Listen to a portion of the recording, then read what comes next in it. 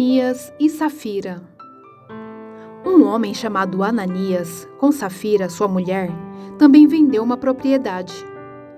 Ele reteve parte do dinheiro para si, sabendo disso também sua mulher, e o restante levou e colocou aos pés dos apóstolos.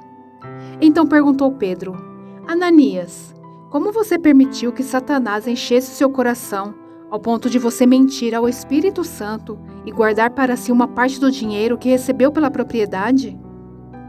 Ela não lhe pertencia? E depois de vendida, o dinheiro não estava em seu poder? O que o levou a pensar em fazer tal coisa? Você não mentiu aos homens, mas sim a Deus. Ouvindo isso, Ananias caiu morto. Grande temor apoderou-se de todos os que ouviam o que tinha acontecido. Então os moços vieram, envolveram seu corpo, levaram-no para fora e o sepultaram. Cerca de 3 horas mais tarde, entrou sua mulher, sem saber o que havia acontecido. Pedro lhe perguntou: Diga-me, foi esse o preço que vocês conseguiram pela propriedade? Respondeu ela: Sim, foi esse mesmo. Pedro lhe disse: Por que vocês entraram em acordo para tentar o Espírito do Senhor? Veja, estão à porta aos pés dos que sepultaram seu marido, e eles a levarão também. Naquele mesmo instante, ela caiu morta aos pés dele. Então, os moços entraram e, encontrando-a morta, levaram-na e a sepultaram ao lado do seu marido. E grande temor apoderou-se de toda a igreja e de todos os que ouviram falar desses acontecimentos. Os apóstolos curam muitos doentes.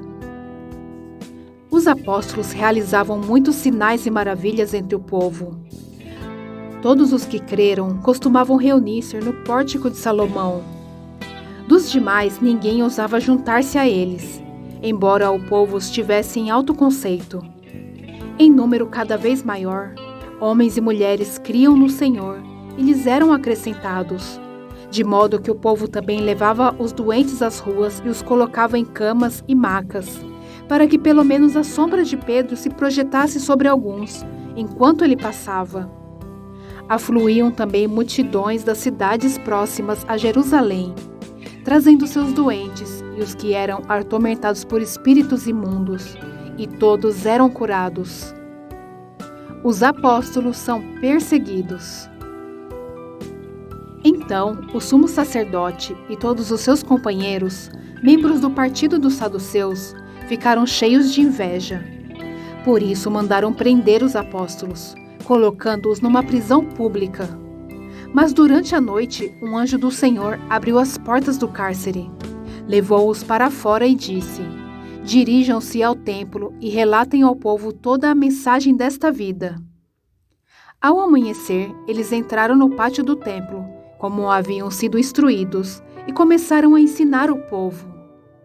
Quando chegaram, o sumo sacerdote e os seus companheiros convocaram o sinédrio, toda a assembleia dos líderes religiosos de Israel, e mandaram buscar os apóstolos na prisão.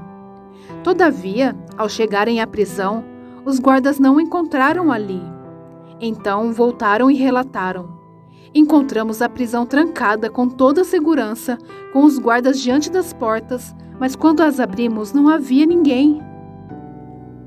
Diante desse relato, o capitão da guarda do templo e os chefes dos sacerdotes ficaram perplexos, imaginando o que teria acontecido. Nesse momento, chegou alguém e disse: Os homens que o Senhor expuseram na prisão estão no pátio do templo, ensinando o povo.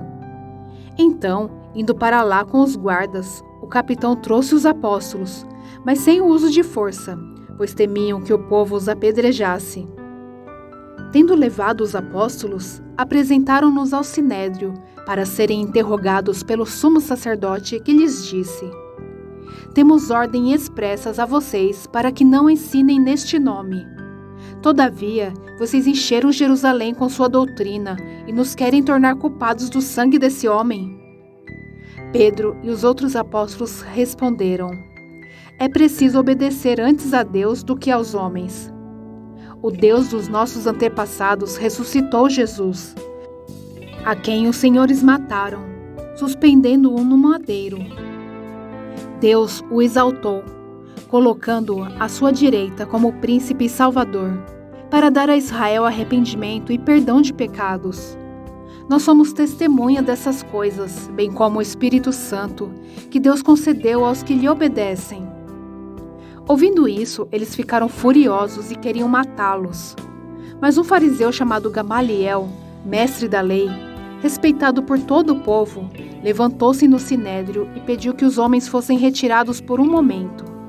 Então lhes disse: Israelitas, considerem cuidadosamente o que pretendem fazer a esses homens.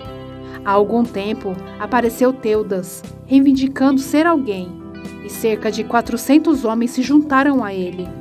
Ele foi morto, todos os seus seguidores se dispersaram e acabaram em nada.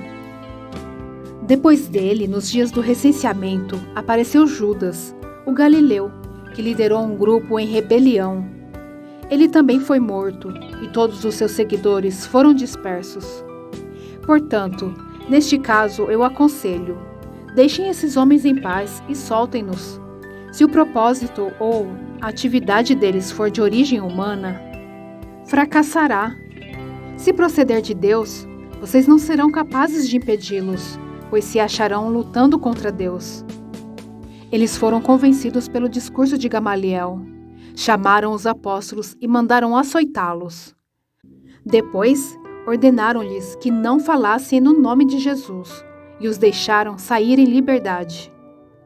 Os apóstolos saíram do sinédrio, alegres por terem sido considerados dignos de serem humilhados por causa do nome. Todos os dias, no templo e de casa em casa, não deixavam de ensinar e proclamar que Jesus é o Cristo.